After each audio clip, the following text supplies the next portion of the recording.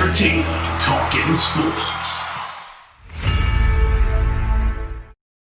What is going on, football fans? Back at it with another New York Giants video. And in this video, I'm going to talk about the hot topic that's all over Twitter after Jordan Raanan, of course, who reports for the New York Giants on ESPN, came out and said that according to him, and I'm going to read the exact tweet right here, he said that the New York Giants have had discussions about potentially acquiring wide receiver Kenny Golladay from the Detroit Lions. Kenny Golladay, of course, a very talented wide receiver, a former second-round draft pick, tall threat, definitely would help out in the passing game for the New York Giants. I'm going to talk about whether or not I think this is a good idea. I'm going to talk about the pros and cons to making such a deal for the New York Giants. I'm also going to tell you guys why I think there is no way that this trade would ever happen. And Jordan Raanan basically went on to say that on his show. But let's talk about the exact quote of what he had to say. I had heard something about this last week, Raanan told on the Breaking Blue with Jordan Raanan podcast. There was at least some conversation about the Giants talking to the Lions about wide receiver Kenny Golladay. My understanding is that it did happen in some way, shape, or form. So there you go. The New York Giants, of course, have been active during the trade deadline. They've already made a trade. They traded away Marcus Golden, and they sit here at 1-6. Last year during the trade deadline, the New York Giants were 2-5 before they decided to actually be buyers and bring in Leonard Williams in a very similar situation, albeit a much different position. They brought him in at the defensive tackle position, a position where the New York Giants already had some strength there with the rookie Dexter Lawrence, B.J. Hill, who was coming off a very strong rookie campaign, and Dalvin Tomlinson. But they decided to bring in Leonard Williams, and you saw the effect it had on the run defense over the last second half of the season, in which the New York Giants ranked near tops in the league in yards against on the ground. So Leonard Williams definitely had a positive effect on the defense, and he continues to do that. But the wide majority of New York Giants fans thought it was a bad trade at the time, and I think most Giants fans still think it was a bad trade at the time, even with Leonard Williams producing for the New York Giants. The reason being simple. Even with Leonard Williams producing, the New York Giants never had to trade for him. He was going to be a free agent the next year, and the New York Giants were never in a position to make the playoffs. Now, even though the New York Giants have a worse record right now, you could actually make an argument that they have a better chance at making the playoffs than they did last year at this point in time, just because the NFC East is that bad. The Philadelphia Eagles right now lead the division at 2-4-1 and play a very challenging schedule, much like the New York Giants. And after the Bucs game, the New York Giants have 3 winnable games with the Washington, with the Eagles, and with the Bengals. And maybe the New York Giants line of thinking is if they could bring in a wide receiver like Kenny Golladay, it could help out the offense. And yeah, okay, let's talk about the pros to making such a deal. Of course, right now, one of the biggest weaknesses on this roster is providing Daniel Jones with a weapon. We say it every week. Right now, the New York Giants don't have a supreme weapon at the wide receiver position, and bringing in a bona fide number 1 wide receiver would definitely go a long way towards doing that. Here's the problem with making the trade. If you trade for Kenny Golladay, 1, if you don't get an extension done, it makes no sense whatsoever. And I think most Giant fans agree with that. If you don't get an extension done before the trade is made or right after the trade is made, you're in the same exact situation you were with the Leonard Williams deal. Yes, Kenny Golladay would help you this season in a year in which you're probably not going to the playoffs, and even if you were to make the playoffs, you're probably getting smoked in the first round against a team like Seattle, Green Bay, or Tampa Bay. You're probably not getting out of the first round, even if you do get that 4th seed in the weak NFC East with 5 or 6 wins. Okay, so we all could agree that the New York Giants are not competing to go to a Super Bowl this year, even if they were able to sneak in and win the division. But 2, you'd put yourself in the same situation you were in when you trade to acquire Leonard Williams last year. Not only did you give away draft capital, you also put yourself in an impossible situation for a deal that never really made sense. They were forced to give Leonard Williams the franchise tag because they made the trade rather than waiting for free agency. And it would be the same thing here with Kenny Golladay if you were not able to work out an extension. The other thing that I want to talk about is this. If Dave Gettleman is not going to be the GM next year and the New York Giants allow him to make this trade, and maybe he will be, maybe he won't, but if the Giants win 1 game, it's going to be hard to sell the fan base on keeping Dave Gettleman. Even if they win 3, most fans are going to say that he needs to be replaced. You'd be making a trade for the next GM.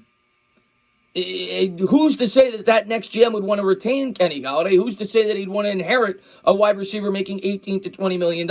And I know that you can't force Dave Gettleman to not make moves, but I think the New York Giants have to come up with a collaborative effort. And if Gettleman is not in the long-term plans, well, maybe it's not in the best interest to allow him to make trades like that. If he's in the long-term plans, go ahead and do it. I fully recognize the reasoning why to help out Daniel Jones. The only way that I would sign on with this trade, and I've talked about it in the past, that the New York Giants could use a weapon, one, to figure out whether or not Daniel Jones is the guy going forward and helping him out this year to try to see if this offense could improve over the course of the year.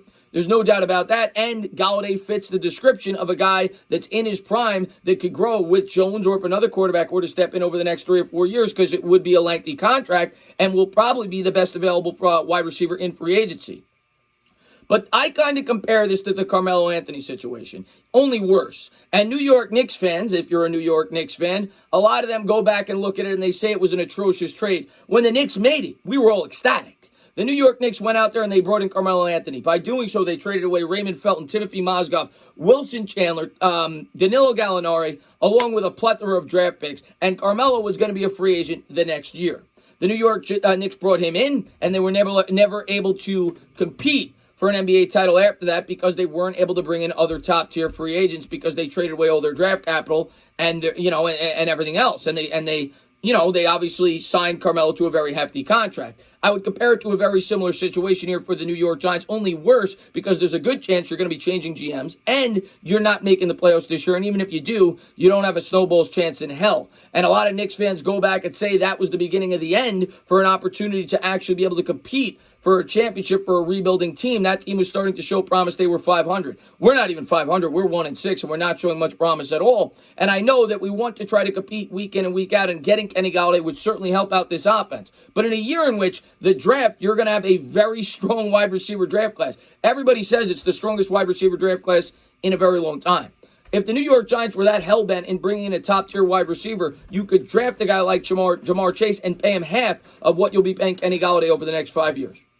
To me, it just doesn't make a whole lot of sense. If the New York Giants were competing, I'm all about it. Now, let's also analyze it from the Detroit Lions perspective. The Detroit Lions are suddenly 3-3. They have a head coach that a lot of people thought was going to be fired last year, Matt Patricia. What sense would it make for Matt Patricia to trade away his best weapon that has great chemistry with Matthew Stafford? It makes no sense whatsoever. Now, maybe they had preliminary talks, and the only way that the New York Giants, in my opinion, would be able to get this deal done, they'd have to make it worth it for the Detroit Lions. You have a coach with his job on the line, and you have a team that right now is competing for the 7th seed in the NFC with a good quarterback and a talented offense there in Detroit. It just doesn't make any sense, and I think the only way you would get it done is for a second-round pick. And is a second-round pick worth it for Kenny Golladay in a year in which you'll have a number of wide receivers that could hit the free agency market, including Sammy Watkins, Juju Smith-Schuster, and a number of others? Or you could draft one in the draft? Absolutely not. I'm staying away from Kenny Golladay. At least that's my opinion. Maybe you guys disagree, and I know we're desperate for a number one option. But here's my thing, man. At the end of the day, you could get Daniel Jones a number one option next year if you decide he's your quarterback. And I don't want to strap the next GM with a wide receiver that he may or may not want. If Gettleman's the guy, let him make the decision if he's going to stay on. But this is the type of trade that a team that's rebuilding, which the New York Giants are, whether you want to believe it or not, at 1-6, should not make. Right now, you should be trying to get draft capital to set yourself up for the future. I fully understand not trading away guys that may be a part of the future of this football team, but getting rid of guys like Marcus Golden, getting a 6th-round pick is the way that the New York Giants should be going about this. Same thing with guys like Logan Ryan on a 1-year deal. You could always bring those guys back the following season, and they're veterans. You want your younger players to progress like Xavier McKinney.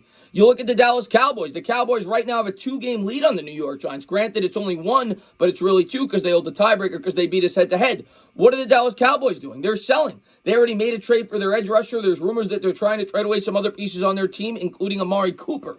So Dallas sees it. They see we're not competing this year. We're not going to a Super Bowl. Our quarterback's down with Ben DiNucci. We need to try to build this team going forward. I think the Giants should have the same exact approach. I'm all for bringing in Kenny Golladay in free agency, and I'm all for bringing him in, if you could get an extension for a 3rd or 4th round pick. I don't think it's going to get it done, and I don't think it makes any sense whatsoever for the Detroit Lions. And if you guys who seem to think Dave Gettleman's going to be moving on, why, if you're the New York Giants, would you allow him to make that trade and then, have the new GM come in and decide whether or not he wants to keep a player like Kenny Golladay?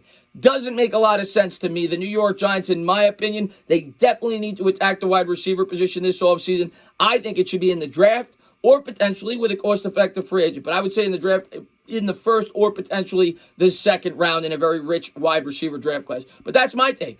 I'd like to hear your guys. A lot of you guys on Twitter seem to think that Kenny Golladay is the way that the New York Giants should go. My opinion is, I stay with the rebuild. I continue to bring in draft assets. And next year, I splurge on free agency and try to accelerate this process.